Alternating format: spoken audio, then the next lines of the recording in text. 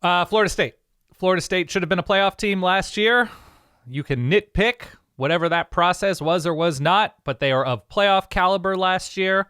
They are the clear returning class of the provenness of this conference. So I'm going to say Florida State. Let's start there. Great season last year, right? Yes. Ended awkwardly because of circumstances, but all told 13-1.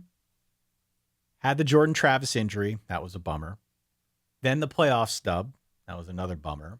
And then the 60-point loss in the Orange Bowl after the roster had completely been hollowed out. Like a nice triple play of stomach punches. I won't even joke about that. It was tough to watch from afar, let alone if you are a Seminoles fan. So you have my sympathies, you have my empathy. That was not a great way to end the season. And much of that, unfortunately, was through no fault of Florida State. It just kind of came off the swivel in a really unfortunate way. Hey, sorry for the quick interruption, but it'd be incredible if you considered subscribing to the Solid Verbal YouTube channel right down below. 13-1, all things considered, pretty good season. And I think building now into 2024 with a lot of promise. So Mike Norvell got to that point last season.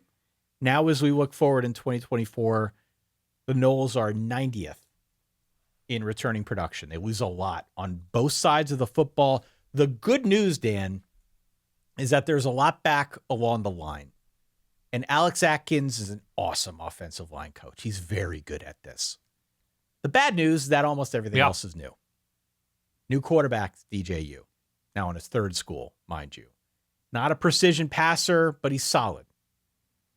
I'm a little surprised they didn't get somebody a little higher end in the portal. There were rumors about a bunch of other people, but nonetheless, he's their guy.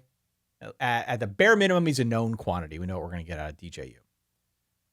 Running back core is Lawrence Toafili, Roydell Williams. Roydell transfers in from Alabama.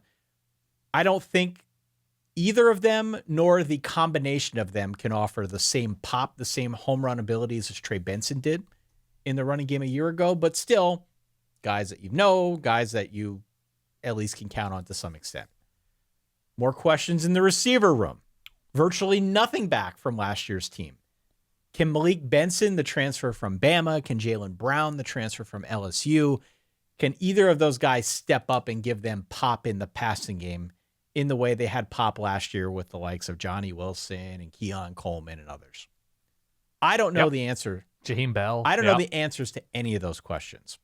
And I think that's why I don't have Florida State in my ACC championship game. There's just a lot new there.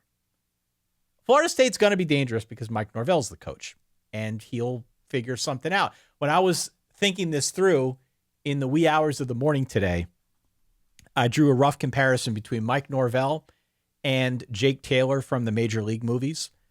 Like, it may take him showing up with a Fredericks of Hollywood magazine, giving it to DJU to somehow fix everything that bothers DJU.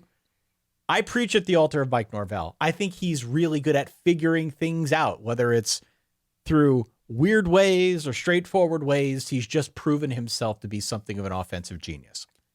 And so he'll do that again this year. It's really a question to me of how long it's going to take before the plan comes together. Florida State, frankly, will be in danger if he can't do that. Agree. I think that's all right. I think Florida State's done a really nice job of complementing good, maybe not great by their own standards, but good high school recruiting with really strong portal recruiting. Dan, they've been the example I've used for that. For months, for years now. I think Mike Norvell's a really, really bright coach. I think there's a reason why he was rumored as part of that Alabama search when that job came open. He is one of the best coaches in college football. He is one of the best offensive minds in college football. And so you give him, much the way we were giving some other coaches on our part one episode, the benefit of the doubt. You give Mike Norvell the benefit of the doubt that, yeah, it might not be the same cast of characters from a year ago, but he still knows how to coach offense. He hasn't forgotten how to coach in general. He will find a way to piece this thing together and put out a good season with Florida State. Their over-under is 9.5. I think that's for a reason. I think that's justified. Florida State's still going to be very good. Just to reiterate, though, my question from part one was, how big of a step back are we going to see? I don't think it's going to be a terrifically large step back on defense because I think there's star power on all three levels. If you remember, it was the defense, even missing the guys that have left for the NFL, right? I think there's still star power along the defensive line. Patrick Payton highlights that. DJ Lundy in the middle of that defense. Fentrell Cypress back another year, the Virginia transfer at corner. Shaheem Brown. Like, there are good names on all three of these levels that I think will mean that the offense is not going to need to score a ton. I think the offense will be fine. I think it'll take a minute for star power to emerge on offense. The reason I don't think Florida State's particularly dangerous by their own standard is I think DJU's just a touch too erratic for me to feel confident in them taking that next step, which would be more comfortably beating quality teams than they did last season. So that's why I'm just not crazy confident in Florida State a year after they've lost so many of those building blocks to last year's success. But I think the defense will win them probably more games. I think a team that has sort of felt the winning that Florida State has felt, going back now to last year when they were of playoff caliber, I think there's a certain amount of confidence in the coaching staff and vice versa that they've been there before. They understand the rhythms of winning football in a way that I don't think anybody else in this conference truly does. So I'm still very much high on Florida State culture, the ability to win ugly games, and the ability to win in different ways. You mentioned those running backs. I think Roydell Williams can be very good. You know, the best of Malik Benson. Like, all those guys, those are names that have accomplished things in college football, high-level college football. And, you know, we talk about the transfers. It's transfers from big places. Like, Jared Verse was sort of the exception. These are Power 5 transfers who have been at least rotation, if not starters, at big places. So I think there's every reason in the world to believe that Mike Norvell can take the next step with proven talent, which I think that puts them ahead of everybody right now. Doesn't mean they're winning the conference, but I think that specifically going into the season makes them the favorite. I disagree with you a little bit on the defense, though. I think thin up the middle, a lot new in the linebacking core and in the defensive backfield. The defense will be okay. I'm not saying otherwise. I just think it has to take a step back. It just has to. It has to take a step back. And I think when you combine that with the schedule, there are some tricky spots for Florida State. I think the schedule is pretty difficult for the Noles this year, given losses, given situations. Maybe the sneakiest schedule in college football. If you're like us, if you believe in the power of the letdowns and the look-aheads, things that don't really have much statistical backing. Georgia Tech in Dublin to open the year, favored by 13 points. Eat it, Bambino, or Grana. Continue. Georgia Tech in Dublin. We know Tech can score. We know Tech can score, right? We know Tech can score.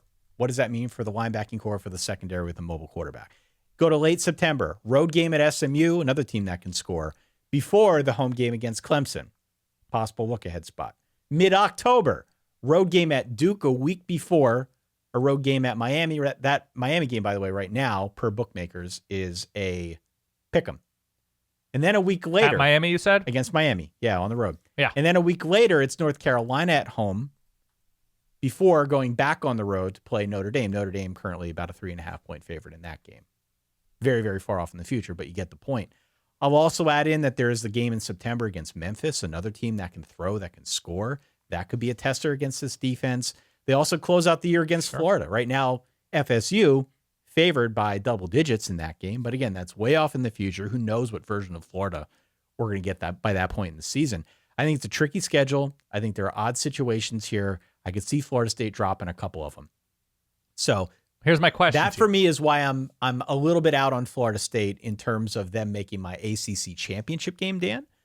Sure. I'm not all the way out that I'm not going to put them in the contender tier. They're clearly still contenders. It's just there are too many variables here for me to feel overly confident in Florida State the way I did a year ago. I was all in on the Noles a year ago. But you still have to feel better about other teams, right? It's not just like the confidence level. It's just like what I do. Okay. And you do.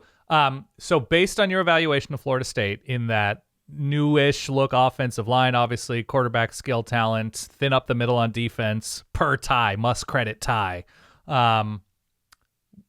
Who is built to take advantage of that on this schedule? Like, do you think Damian Martinez is going to run wild? Do you think, Notre Dame will push him around on the road? Like, who is built to actually do it, not just point out that Florida State, might have some deficiencies? The teams that I think can throw the ball and have a mobile quarterback are the ones that I'm most interested in. on this schedule. So you think Dublin, week 1? That's what I'm saying. Haynes King can move. It would not surprise me. Okay.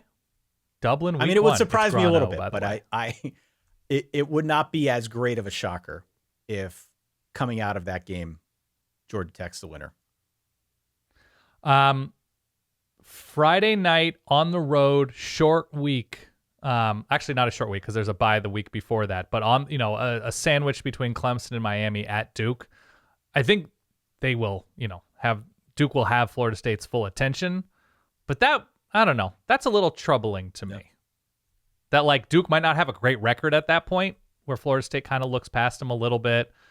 Florida State's had a couple games tricky. Like that. They had a couple games like it last year. Had it last year. Yeah. So they're not above that by any stretch. And right. That was a team that was heavy on leadership last year with a new cast of skill position players this year. Who knows? Okay. Good team. Fair enough. Good team, not as good as last year. I don't see how they could be. Yeah, it's the DJU factor to me. That gives me the most danger pause. I think the best of Jordan Travis and the best of DJU are in 2 separate camps.